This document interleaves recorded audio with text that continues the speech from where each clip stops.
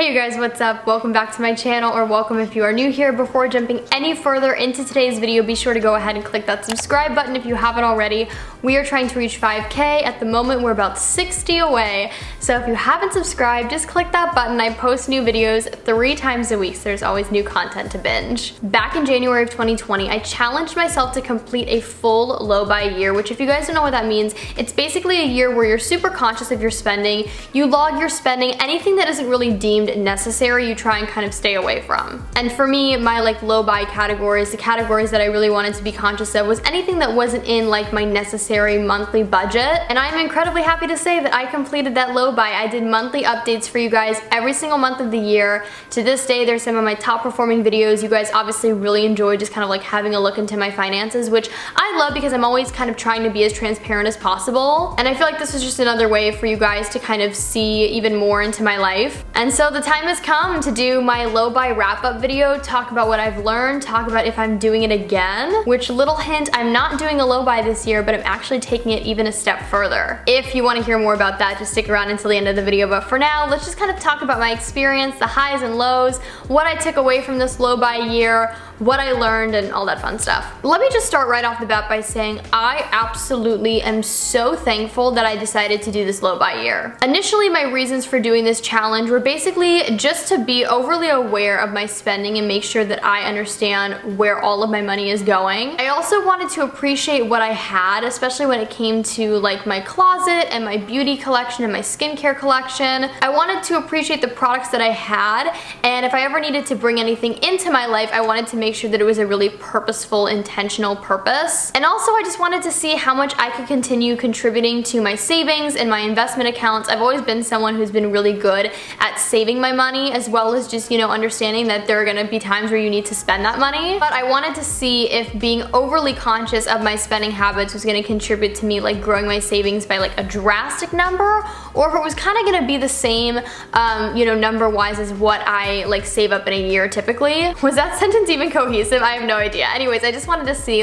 how much I could really contribute to my savings on a year where I was really kind of just holding my wallet close to me and not spending as easily. Now, like I said, I've always been somebody who has enjoyed treating themselves. I've never really believed in retail therapy because I think that is far too extreme, and if you're having issues and troubles in your life, you should probably talk to somebody rather than just going shopping. But I've always been somebody who has definitely enjoyed shopping, enjoyed treating myself, but I've never been someone, I've never considered myself a shopaholic or bad with money per se, but I love how hyper aware this challenge made me of the times where I, kind of was just wanting to spend because it sounded fun and I didn't necessarily need anything. This challenge just in general held me so accountable, which is obviously the main goal of a low buy or a no buy, and especially doing the monthly updates, it really drove me to keep my expenses as low as possible. And even in the months where maybe my grand total was a little higher than I liked it to be, I was still really proud of that number because looking back on everything that I'd spent my money on that month, there wasn't a single purchase that wasn't intentional and that didn't have a purpose behind it. As far as being able to contribute more to both my savings accounts and my investment portfolios, I think this was able to happen kind of for 2 reasons. The first of which, of course, is because I was limiting my spending and being overly aware of, what I was spending if it wasn't really a necessary purchase. But also it was because I had a drastic increase in income this past year due to me starting my own business and working for myself full time. Both of those things kind of played an equal part in what I'm about to say, but I am so incredibly happy to say that I was able to literally triple what was in all of my savings accounts and all of my investment accounts. And I'm just really proud of myself, and that's not meant to come off as bragging at all, but it's an accomplishment that I'm just really proud of. That money is now set aside for big things in the future, and my future self is gonna have my past me to thank. Things like a wedding, eventually buying a piece of real estate, whether that be an apartment or a home, I don't really know, but that's certainly something that I am looking forward to kind of looking into within the next 3 to 4 years. And obviously I still have a little bit of saving to go, but just the fact that there's such a kind of foundation there is just, it makes me so happy. And again, my investment portfolios are looking strong, and that's something that I know my future self is gonna be really thankful of. I really loved this low buy year though, because kind of going back to the fact that it just really made me appreciate everything that I have.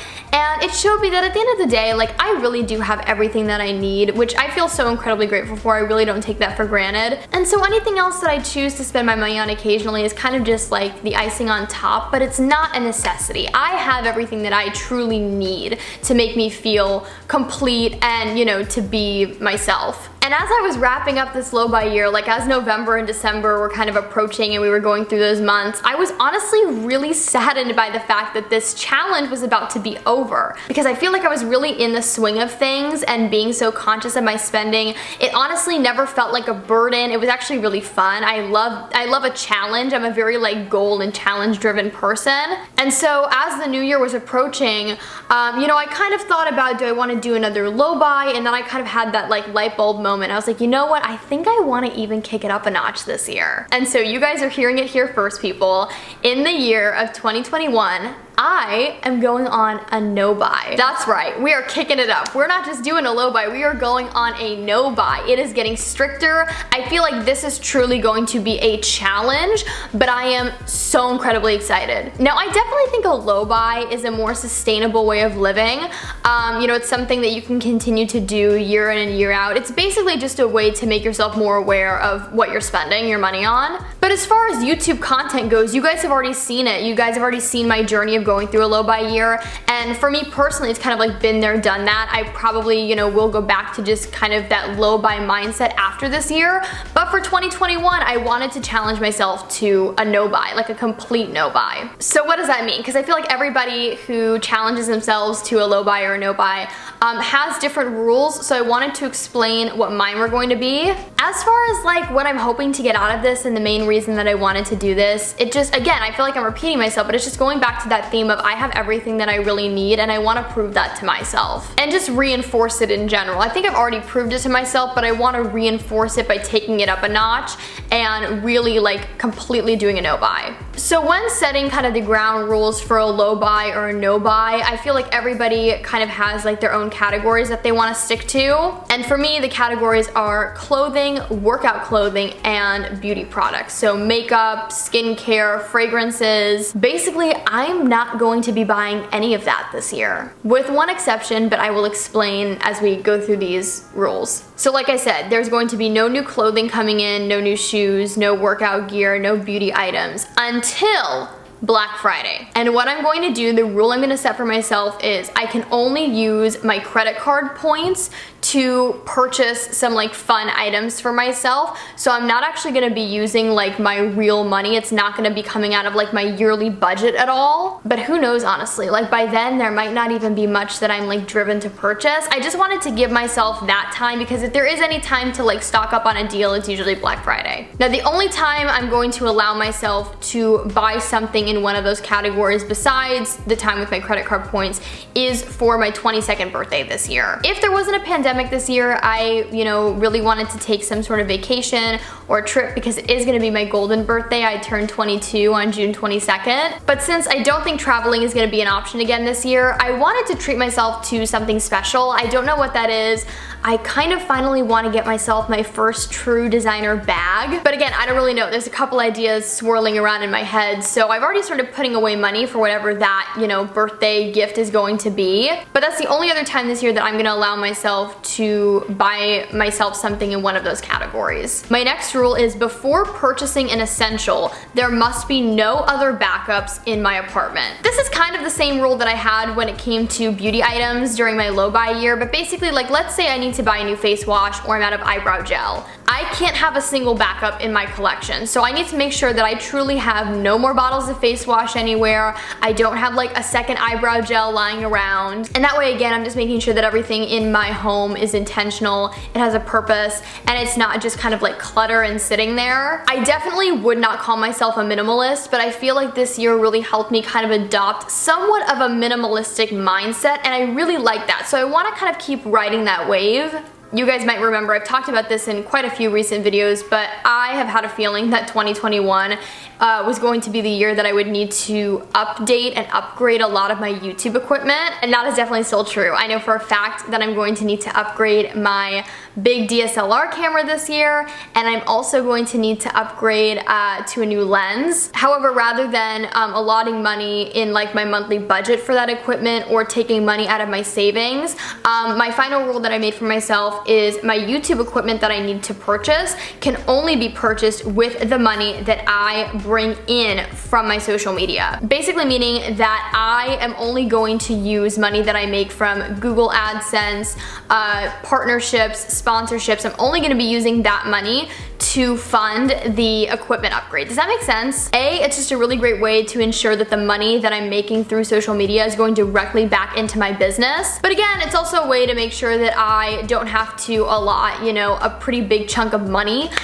into one of my monthly budgets, and I don't have to dip into my savings. But those are all of my no-buy rules. I didn't want to make this list incredibly long because then it can seem really overwhelming, daunting, and then it will feel like a chore. And I still want this to feel fun and exciting. I want to learn new things. I want to take away a lot of things. And obviously, I couldn't leave you guys hanging. There will of course be a ton of updates along the way throughout my no-buy year. During my low-buy year, there was definitely a need to do monthly updates because I would go through what I spent every single month. But since there isn't really gonna be any spending money-wise besides like the necessities of my monthly budget like rent and bills, I decided instead this year we're going to do quarterly updates. So basically every 4 months we're gonna do a no-buy check-in, update, talk about what the challenges have been, if I've learned anything, if I like slip up and end up purchasing something in one of those categories, which I really hope doesn't happen. But we're gonna keep it real like I always do. I know that a lot of you guys were really sad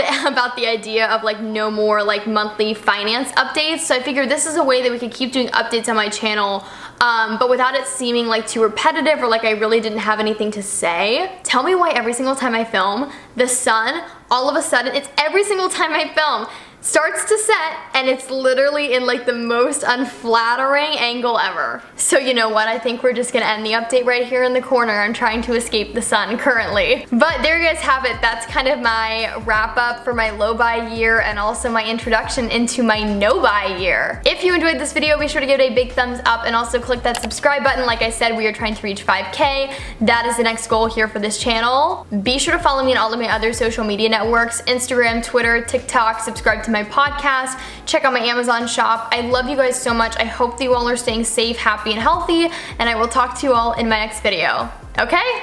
Bye everybody.